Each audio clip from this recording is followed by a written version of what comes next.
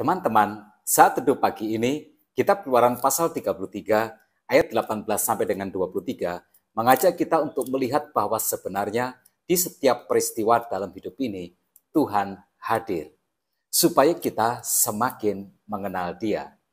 Di ayat yang ke-18, Musa berkata kepada Tuhan, "Perlihatkanlah kiranya kemuliaan-Mu kepadaku." Kemuliaan dalam bahasa Ibrani adalah kavod atau kavod yang berarti berat, bobot, atau nilai. Nah, jika kata ini digunakan untuk Allah, maka itu berarti bahwa Allah memiliki nilai yang terberat ataupun yang terhebat dalam segala sesuatu. Ketika Tuhan hadir, maka kehadirannya membawa seluruh sifat diri yang tak akan ada bandingnya dalam hal apapun. Nah, ini berbicara tentang keagungan, kebesaran, keindahan, dan kemuliaan Tuhan yang sulit untuk dideskripsikan dengan bahasa manusia. Tetapi itulah yang diminta Musa. Permintaan Musa ini bukan hanya untuk dirinya sendiri saja. Musa juga ingin bangsanya mengenal Tuhan. Sebab tanpa pengenalan akan Tuhan, hidup akan menjadi berat. Tanah perjanjian pastilah mustahil untuk mereka miliki. Ada banyak bangsa yang harus mereka hadapi. Ada banyak peperangan yang harus mereka menangkan. Nah, tanah perjanjian tidak pernah gratis. Jika Tuhan memberikan, itu berarti bahwa mereka harus mengangkat pedang dan memenangkan setiap peperangan. Jadi permintaan Musa untuk melihat kemuliaan Tuhan akan menjadi jaminan baginya bahwa Tuhan akan terlibat langsung di setiap langkah bangsa ini berjalan memasuki tanah harapan. Nah, teman-teman, ini mengajar kita bahwa masa depan ada di dalam Tuhan. Tidak peduli seberat apapun halangan atau rintangan, jika Tuhan beserta, maka takkan ada yang mustahil bagi umat Tuhan. Tetapi beban berat Musa sebenarnya bukan peperangan, bukan juga jaminan tersedianya logistik, bahan makanan dan minuman untuk 2 juta umat yang sedang di dalam pengembaraan ini. Beban berat Musa adalah dosa. Dosa umat Tuhan yang akan menjauhkan mereka dari Tuhan. Nah, teman-teman, ini untuk jemaat. Ketahuilah bahwa beban terberat seorang hamba Tuhan bukanlah hal-hal yang lain, bukan gerejanya diresolusi, bukan keuangan yang tidak mencukupi, tetapi yang mematahkan hati seorang hamba Tuhan adalah apabila jemaat yang dilayaninya tidak takut akan Tuhan. Karena dosa itu akan menjauhkan umat dari Tuhan. Karena itu, permintaan Musa untuk melihat kemuliaan Tuhan akan menjadi obat yang dapat menghibur hatinya. Ya, jika Tuhan beserta, maka tidak akan ada yang mustahil bagi orang percaya. Nah, kita bersyukur sebab di dalam Yesus, Tuhan menyertai kita. Seperti yang Tuhan Yesus janjikan sendiri, aku menyertai kamu senantiasa sampai kepada akhir zaman. Bersama dengan Tuhan, takkan ada yang perlu kita khawatirkan di dalam hidup ini. Nah, atas permintaan Musa itu, mari sekarang kita lihat jawaban Tuhan.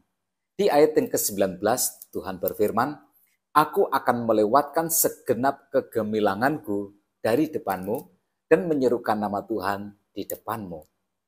Aku akan memberi kasih karunia kepada siapa yang kuberi kasih karunia dan mengasihani siapa yang kukasihani." Tuhan berjanji bahwa Musa akan melihat kemuliaan Tuhan. Tuhan tak akan pernah meninggalkan Musa. Apa yang dimaksudkan dengan kata kegemilanganku? Dalam bahasa Ibrani, itu artinya adalah kebaikan. Ya, kebaikan Tuhan. Janji Tuhan adalah Musa akan mengenal Tuhan melalui perbuatan baik yang akan Tuhan selalu lakukan di dalam hidupnya. Musa memang tidak akan melihat Tuhan secara muka dengan muka untuk memiliki pengetahuan tentang Tuhan. Tetapi semua perbuatan baik Tuhan akan memberinya pengetahuan akan Tuhan. Begitu juga dengan kita. Doa puasa semalaman takkan dapat membuat kita memiliki pengetahuan tentang Tuhan. Tetapi dengan melihat pertolongan Tuhan, dengan melihat kasih Tuhan, dengan melihat perbuatan baik Tuhan, baik itu di dalam Alkitab ataupun di dalam kehidupan kita sehari-hari, kita akan memiliki pengetahuan tentang Tuhan. Jadi kalau begitu, teman-teman, tidak ada peristiwa kebetulan di dalam hidup ini. Di balik setiap peristiwa yang Tuhan izinkan terjadi, pastilah ada tangan Tuhan, ada maksud Tuhan, ada kehendaknya, ada rencananya yang indah. Kita bisa melihat karakter Allah di dalam setiap peristiwa. Kita bisa melihat hati Tuhan, kita bisa melihat kasih-Nya, kita bisa melihat perbuatan baik-Nya. Nah, jangan biarkan peristiwa dalam hidupmu berlalu begitu saja, tanpa engkau pernah memaknai kehadiran Tuhan. Tetapi ada satu frase yang sangat penting di ayat yang ke-19 tadi. Tuhan berkata, "Aku akan memberi kasih karunia kepada siapa yang kuberi kasih karunia dan mengasihani siapa yang kukasihani." Artinya adalah tidak semua orang bisa mengerti campur tangan Tuhan di balik semua peristiwa. Hanya mereka saja yang terpilih yang akan bisa mengerti. Sedangkan sebagian yang lain hanya akan berpendapat sebuah peristiwa hanyalah kejadian biasa dalam hidup ini. Tak usah kita berdebat dengan orang yang semacam itu. Karena hanya mereka yang terpilih saja yang bisa menemukan Tuhan dalam peristiwa kehidupan ini. Dalam ayat yang ke-20, Tuhan memperingatkan Musa, "Engkau tidak tahan memandang wajahku, sebab tidak ada orang yang memandang aku dapat hidup." Jika Musa ingin melihat Tuhan langsung, itu jelas tidak mungkin. Takkan ada manusia yang dapat tetap hidup andai dia bertemu dengan Tuhan muka dengan muka. Jadi kalau begitu, kalau ada orang yang mengaku berjumpa dengan Tuhan muka dengan muka, tidak usah kita menghujat, tapi tidak usah kita juga percaya. Nah, kadang-kadang ada orang yang jauh lebih bahagia ketika dia hidup di dalam kehaluannya. Bermurah hatilah dalam hidup ini. Jadi Musa tak dapat melihat Tuhan secara langsung. Nah, lalu bagaimana? Ayat 21 dan 22 memberinya sebuah harapan. Berfirmanlah Tuhan, "Ada suatu tempat dekatku di mana engkau dapat berdiri di atas gunung batu. Apabila kemuliaanku lewat, maka aku akan menempatkan engkau dalam lekuk gunung itu, dan aku akan menudungi engkau dengan tanganku sampai aku berjalan lewat." Tuhan menunjuk ada sebuah celah di batu karang. Musa dapat bersembunyi di batu karang itu. Lalu setelah Tuhan lewat, dia bisa melihatnya dari belakang tanpa hangus. Ini artinya apa? Ini artinya adalah bahwa batu karang itu dapat menjadi tempat perlindungan bagi Musa. Nah, kalau kita melihat 1 Korintus pasal 10 ayat yang ke-14, batu karang itu ialah Tuhan Yesus. Di dalam Yesus, semua manusia yang berdosa dilindungi oleh darah penebusannya. Hanya di dalam Yesus sajalah manusia bisa selamat. Karena Yesus adalah batu karang yang teguh yang dapat menjadi tempat perlindungan manusia dari hukuman Allah akibat dosa. Nah, ayat yang ke-23 menjadi ayat penutup kita.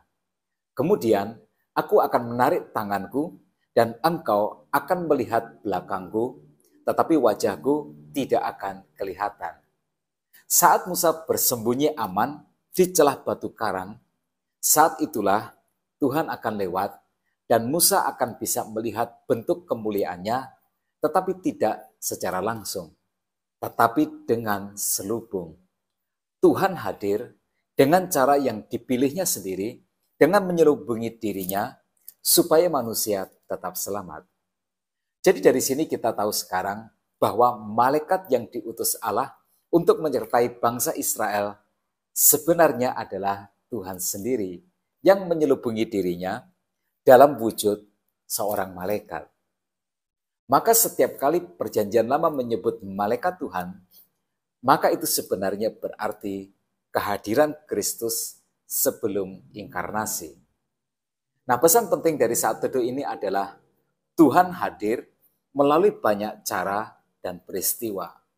Semua perbuatan Allah dalam hidup kita, baik melalui pertolongannya maupun pemeliharaannya, sejatinya itu adalah cara Tuhan untuk dikenal oleh umatnya. Jadi, pesannya adalah milikilah kepekaan rohani supaya kita bisa melihat Tuhan dalam setiap peristiwa dalam hidup kita. Karena disitulah Tuhan menunjukkan dirinya bagi umat yang dikasihinya. Nah, tetap semangat dalam kehidupan. Tuhan Yesus memberkati kita semua.